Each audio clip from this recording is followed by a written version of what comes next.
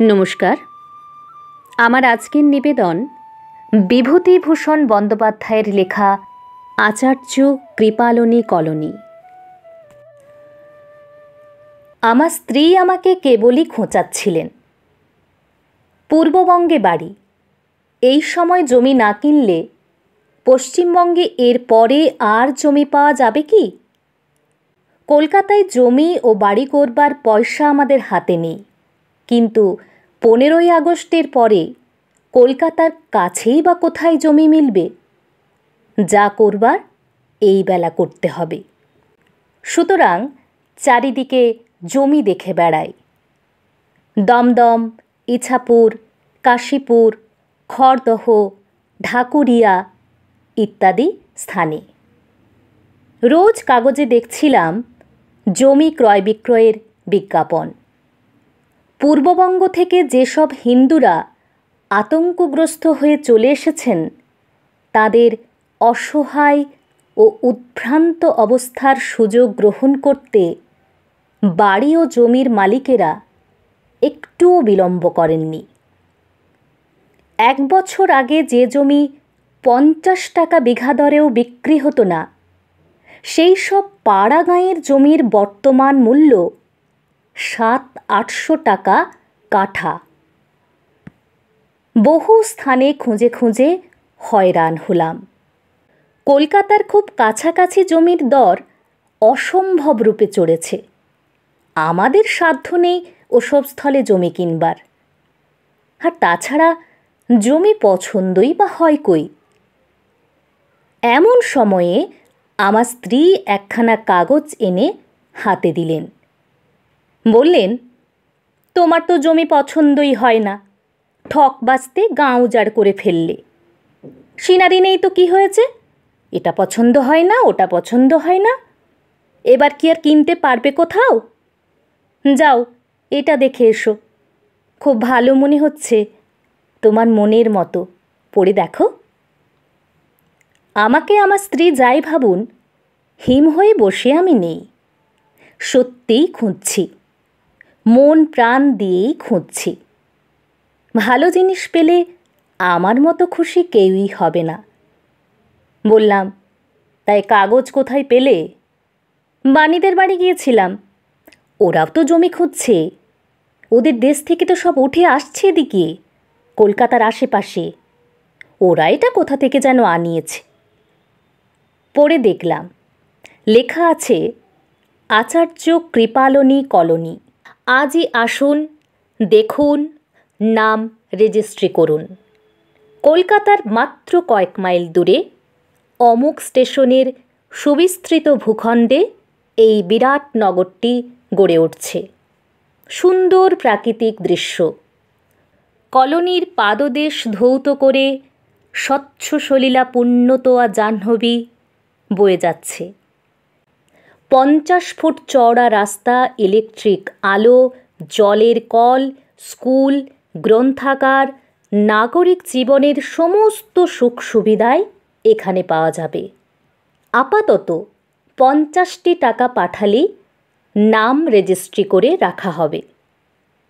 স্টেশনের নাম পড়ে মনে হলো কলকাতার কাছেই বটে। আমার স্ত্রী বললেন, কি গো, দেখলে ভালো না? হ্যাঁ, খুব ভালো। তা বিনার কাকা জমি নিয়েছেন এখানে? না, নেননি এখনো, তবে নেবেন, নাম রেজিস্ট্রি করেছেন। এই শোনো না, তুমি ওর সঙ্গে দেখা করে 50টি টাকা পাঠিয়ে দাও। কাঠা পিছু 50 টাকা পাঠিয়ে দিতে হবে। জমি তুমি পরে দেখো, উনিও তো দেখেননি এখনো। আরে কি বলছো, জমি দেখবো না? আচ্ছা ঠিক আছে, বিনার কাকাকে জিজ্ঞেস করি। বিনার কাকার নাম চিন্তাহরণ চক্রবর্তী। চিরকাল বিদেশে চাকরি করেছেন, কোথাও বাড়িঘর করেননি। জমি বাড়ির সম্বন্ধে খুব উৎসাহ। আগে আগে ভেবে এসেছেন কলকাতায় বাড়ি করবেন। সম্প্রতি সেই আশা ত্যাগ করেছেন। চিন্তাহরণবাবু বললেন, আরে আসুন আসুন, ও কাগজটা আপনি দেখেছেন? ভালো জায়গা বলেই তো মনে হচ্ছে নাকি? হ্যাঁ, তবে একটু দূরে হয়ে যাচ্ছে নাকি? আরে ওর চেয়ে কাছে আর কোথায় পাবেন মশাই? হ্যাঁ তা বটে, এই স্টেশনের কাছেই, গঙ্গার ধারে, এখনো সস্তা আছে। এরপরে আর থাকবে না। ইলেকট্রিক আলো, জলের কল, 50 ফুট চওড়া রাস্তা। তা আপনি টাকা পাঠিয়েছেন? হ্যাঁ নিশ্চয়ই, এই রসিদও এসে গিয়েছে, দেখুন দেখুন। আপনি যদি নেবার মতো মনে করেন তবে টাকা পাঠিয়ে দিন মশাই। এই জমি না দেখেই? হো মশাই, বলি এই বেলার নামটা রেজিস্ট্রি করে রাখুন, এরপরে আর পাবেন না। ঠিকানাটা হচ্ছে the new national land trust, Rajibnagar. আচ্ছা। আমার স্ত্রী আমার নামের রসিদ দেখে খুশি হলেন, বললেন, কাঠা পিছু 50 টাকা। কাঠার জন্য টাকা পাঠালে? মোটে 2 কাঠা। এখন এই থাক, 15ই আগস্ট কেটে যাক, সীমানা কমিশনের রায় বের হোক, পরে। 15ই আগস্ট পার হয়ে গেল, সীমানা কমিশনের রায় আর বের হয় না। আমার স্ত্রী বললেন, এই শোনো না, একবার জমিটা দেখে এসো না, বিনার কাকাকে সঙ্গে নিয়ে। অনেক লোক আসছে ময়মনসিংহ, পাবনা, নোয়াখালী থেকে পালিয়ে। আমাদের পাশের বাড়ির ফ্ল্যাটগুলি তো সব বোঝায়, এক এক গেরস্ত বাড়িতে 3-4 ঘর লোক আশ্রয় নিচ্ছে। আশ্রয় নিচ্ছে কেন? কোথাও তো কোনো গোলমাল নেই। তা কি জানি বাপু, অত শত জিজ্ঞেস করছে কে? বিনাদের বাড়িতেই তো ওর পিস্তুতো ভাই আর বিনার দাদামশাইয়ের ছোট ভাই এসেছেন ছেলে মেয়ে নিয়ে। কথাটা মন্দ নয়, নাম রেজিস্ট্রি করেছি, জমি কোথাও যাবে না। তবে আর 1-8 কাঠা বেশি জমি রাখবো কি না, এটাই ধার্য করবার পূর্বে কলোনিটা একবার চোখে দেখা উচিত নয় কি? সন্ধ্যার সময় ঝড়ের বেগে বিনার কাকা আমার ঘরে প্রবেশ করলেন। বললাম, আরে ব্যাপার কি, এত ব্যস্ত কেন? নিয়ে নিন মশাই, নিয়ে নিন, জমি কোথাও এতটুকু পাওয়া যাবে না এরপরে। হাজার হাজার লোক আসছে ইস্ট বেঙ্গল থেকে, আমার বাড়ি তো ভর্তি হয়ে গেল। জমি এই বেলা যা যেখানে নেবার নিয়ে নিন। বলেন কি? সত্যি বলছি মশাই, চলুন কলোনির জমিটা একবার দেখে আসি, দেখে এসে কিছু বেশি করে জমি ওখানেই কিনে রাখুন। কত করে দাম নেবে তা কিন্তু এখনো বলেনি, কাল সেটাও ওদের আপিস থেকে জেনে আসি চলুন। তা কোথায় যেন ওদের আপিস? রাজীবনগর না, কোন্নগরের কাছে। পরদিন কিন্তু আমাকে একাই যেতে হলো, বিনার কাকা যেতে পারলেন না। তার বাড়িতে আমার 2টি গৃহস্থ এসে উঠেছেন, তাঁদের নিয়েই তিনি বিব্রত হয়ে পড়লেন। কোন্নগর স্টেশনে নেমে রাজীবনগর যেতে মনটা বড় খারাপ হয়ে গেল। স্টেশনের সংলগ্ন তো নয়ই, পাক্কা 2.5 মাইল দূরে, কাঁচা রাস্তা, কাদায় ভর্তি, যেমন জঙ্গল তেমনই মশা। খোঁজ করে এক গ্রাম্য ডাক্তারবাবুকে জমির মালিক হিসেবে পাওয়া গেল। তিনি একখানা টিনের ঘরে রোগীপত্র দেখছিলেন। যাদের সংখ্যা আর যাই হোক, ডাক্তারের পক্ষে ঈর্ষার বস্তু নয়। আমার দিকে চেয়ে জিজ্ঞাসা করলেন, কাকে চাচ্ছেন? বিনীতভাবে বললাম, আপনারই নাম মনীন্দ্র ঘটক, আমি যশোর থেকে আসছি।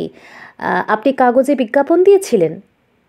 ডাক্তারবাবু নিস্পৃহভাবে বললেন, ও, এবং পরক্ষণেই রোগীদের দিকে মনোযোগ দিলেন পুনরায়। আমি বড় আশা করেই গিয়েছিলাম। কলকাতা থেকে মাত্র 9 মাইল দূরে স্টেশনের গায়ে জমি। এ জমিটা নিতে পারলে নানা দিক দিয়েই সুবিধা। কিন্তু জমির মালিক অত নিস্পৃহ কেন? তবে কি বিক্রি করবেন না স্থির করলেন? প্রায় মিনিট 10 কেটে গেল। দাঁড়িয়েই আছি, কেউ বসতেও বলে না। আবার সাহস সঞ্চয় করে বললাম, আমি এই ট্রেনেই আবার ডাক্তারবাবু মুখ তুলে বললেন, হ্যাঁ কী বলছেন? বলছি ওই জমিটা। কোন জমি? ওই কাগজে বিজ্ঞাপন দিয়েছিলেন না, স্টেশনের সংলগ্ন কৃপালনী কলোনি? ও। আবার রোগীদের প্রতি তাঁর দৃষ্টি নিবদ্ধ হলো। আমিও অতটা সুবিধাসম্পন্ন যে জমিটুকু, তার খোদ মালিককে বিরক্ত করতে সাহস করলাম না। 10 মিনিট কাটল। এবার ডাক্তারবাবুই আমাকে বললেন, আচ্ছা তা বসুন। বসবার অনুমতি পেয়ে কৃতার্থ হলাম। অনেকক্ষণ থেকে খাড়া দাঁড়িয়ে আছি। বসবার মিনিট 2 পরে আমি বললাম, ওই জমিটার কথা ডাক্তারবাবু মুখ তুলে বললেন, হ্যাঁ কি বলছেন? ওই জমিটার কথা বলছিলাম আর কি, একবার দেখলে ভালো হয়, এদিকে তো বেলা হয়ে যাচ্ছে। ও, জমিটা দেখবেন? ও কার্তিক, কার্তিক, যাও তো এই বাবুকে জমিটা দেখিয়ে আনো। ভাবলাম, তাই তো, এ আবার কি? ডাক্তারখানার পাশের ঘরে বড় বড় হরফে ইংরেজিতে লেখা আছে বটে, the new national land trust. গঙ্গার ধারে বিরাট ভূখণ্ড নিয়ে এই উপনিবেশ গড়ে উঠবে। কিন্তু গঙ্গা থেকে রাজীবনগরই তো দেখছি 2.5 মাইল দূরে। তবে এটাও হতে পারে যে দ্য নিউ ন্যাশনাল ল্যান্ড ট্রাস্টের আপিসটা এখানে, জমিটা গঙ্গার ধারে। কার্তিক নামধেয় লোকটি ডাক্তারবাবুর আহ্বানে এইমাত্র এসেছিল। বলল, এগে কোন জমি বাবু? আরে ওই যে বরজের পশ্চিম গায়ে। জমি?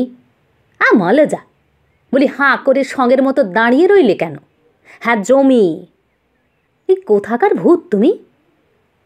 বাড়ির চাকরটা বোধহয় বোকা। প্রভুর এমন মূল্যবান ভালো বহু বিজ্ঞাপিত ভূমিখণ্ডের সম্বন্ধে কোনো খবরই রাখে না। আমি পথে বের হয়ে বললাম, চলো। লোকটা পশ্চিম দিকে যাচ্ছে দেখে বললাম, ওদিকে কোথায় যাচ্ছ?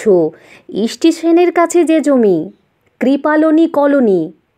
এগে স্টেশনের কাছে তো কোনো জমি নেই বাবু। আলবত আছে, তুমি দেখছি কোনো খবরই রাখো না। এগে না বাবু, কোনো জমি নেই ওদিকে। আরে শোনো, স্টেশনের গায়ে কাগজে যে জমির বিজ্ঞাপন দেওয়া হয়েছিল, 50 টাকা খরচ করে নাম রেজিস্ট্রি করতে বলা হয়েছিল যে জমির জন্যে। আমি তো নাম রেজিস্ট্রি করে রেখেছি, এই দেখো না, রসিদ আছে পকেটে। তাই এই কথাটা আপনি ওখানে বললেন না কেন বাবু?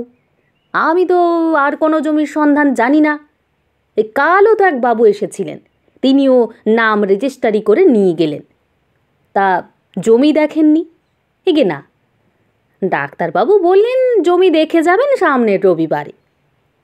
আচ্ছা বেশ, আমায় নিয়ে চলো। এগে বাবু, আরে কি হলো আবার? আপনি জমি দেখতে চান? আরে কি আবল তাবল বলছো? জমি দেখব না তো কি? এক কাজ করুন, আপনি না এখানে দাঁড়ান, আমি একটু জিজ্ঞেস করে আসি।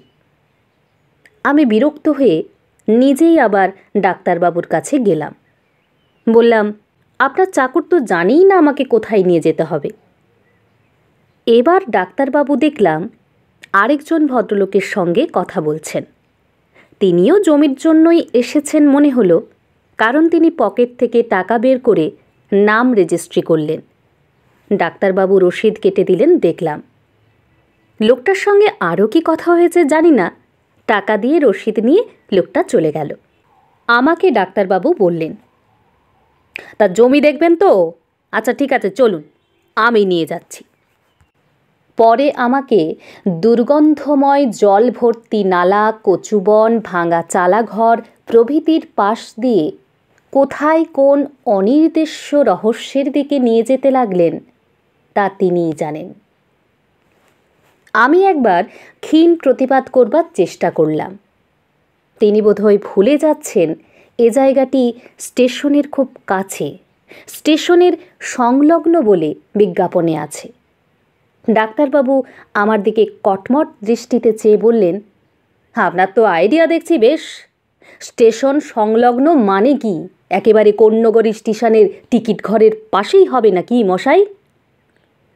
বলতে পারতাম সংলগ্ন বলতে 2 মাইল দূরবর্তীই কি বোঝায়, কিন্তু না, দরকার নেই। পূর্ববঙ্গের অসহায় হিন্দু আমি। এখানকার জমির মালিকের সঙ্গে অনর্থক ঝগড়া করব না। স্থান পাওয়া নিয়ে কথা, চটে গেলে জমি তো না দিতেও পারে। বিনীতভাবেই বললাম, তা কলোনি কত দূর? এই মাইলখানেক দূরে। বিস্মিত হয়ে বললাম, বলেন কি?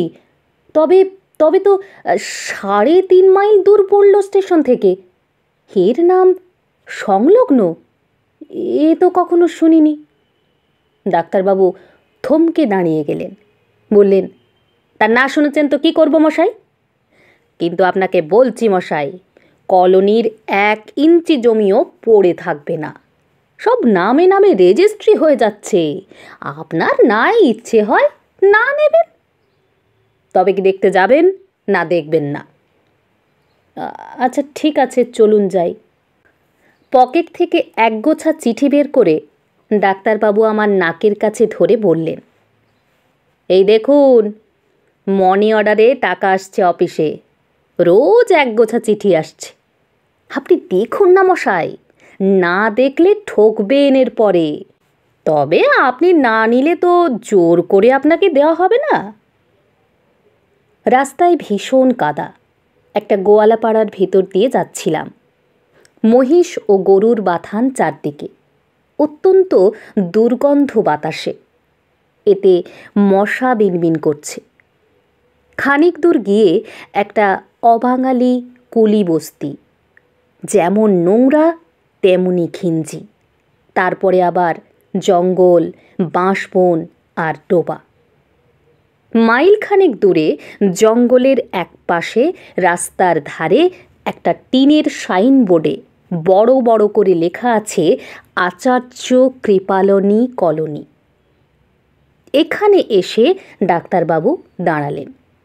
সামনের দিকে হাত দিয়ে দেখিয়ে বললেন, এই হলো আচার্য কৃপালনী কলোনি। চারদিকে তাকিয়ে চুপ করে দাঁড়িয়ে রইলাম। বিস্ময়বোধের শক্তিও যেন হারিয়ে ফেলেছি। এরই নাম আচার্য কৃপালনী কলোনি? এই সেই বহু বিজ্ঞাপিত ভূখণ্ড? কোথায় এর পাদদেশ ধৌত করে গঙ্গা প্রবাহিত হচ্ছে? কোথায় সুন্দর প্রাকৃতিক দৃশ্য, 50 ফুট চওড়া রাস্তা, ইলেকট্রিক আলো, জলের কল প্রভৃতি ছবির সঙ্গে এই অন্ধকার বাঁশবন, কচুবন আর মশা ভরা ডোবার খাপ খাওয়াতে অনেক চেষ্টা করলাম। মনকে অনেক বোঝালাম। রাসবিহারী অ্যাভিনিউ কী ছিল, অমুক কী ছিল, কিন্তু না, পেরে উঠলাম না। তাছাড়া এখানে ডাঙা জমি বা কোথায়?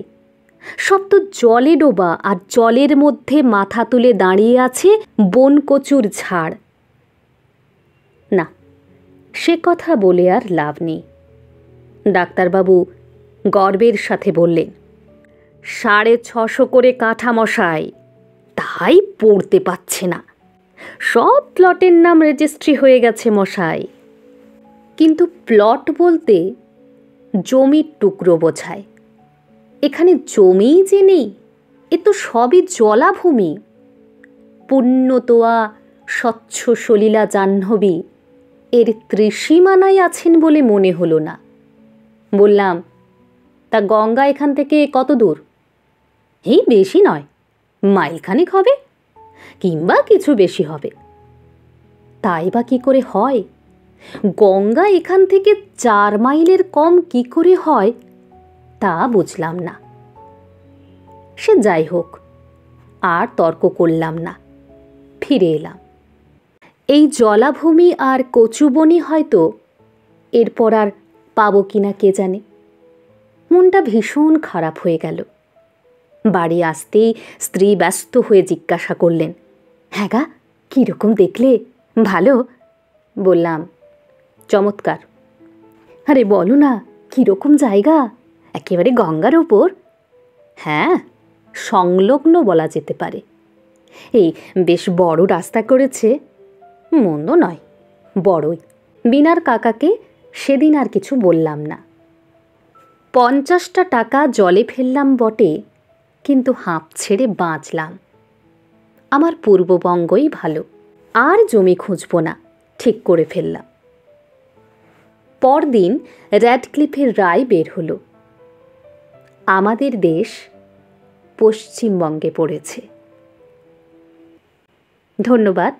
শেষ হলো আজকের গল্প। খুব শিগগিরই আসবো আবার নতুন কোনো গল্প নিয়ে।